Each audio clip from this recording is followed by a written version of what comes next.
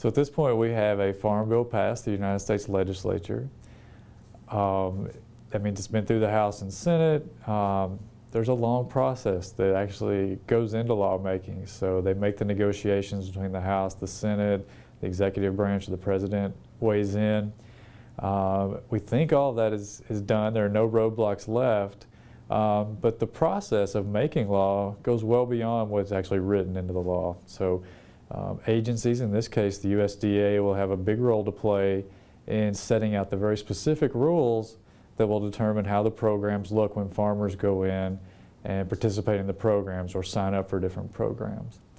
One of the things this Farm Bill does is greatly increase farmer options. So as expected, direct payments have been eliminated.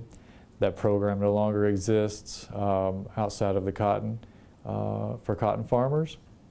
And farmers now have a suite of programs. They'll have to make some decisions, and they'll have to make those decisions for a 5-year time frame. So they're going to have to look at a lot of information about their farm, at different options, and think about which policy or which policy option will pay them best over the next 5 years. A lot of the programs actually work like insurance, so farmers will have that information to rely on. Every year our farmers, especially in the Midwest, make difficult and complicated decisions about which insurance products they're going to buy. So they'll have some familiarity going into the process just based off of their experience with insurance.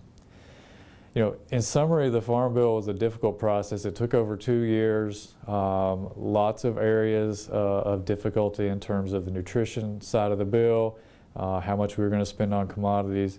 At the end of the day, the Farm Bill looks a lot like it has in the past. We spent most of the money that we would normally spend. It's going to cost about $95 billion a year. About 75% of that will be going to nutrition programs, about 15% for commodities, and the rest spread out between conservation and other programs, other risk programs, specialty crops, those kind of programs that exist in the Farm Bill, and of course university research.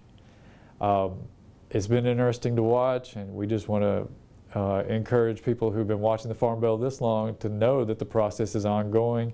There'll be ways for them to participate, and they'll have to start engaging. If you are impacted by the Farm Bill, you need to follow it and try to understand what your options are and what kind of decisions and how your decisions will be affected by this.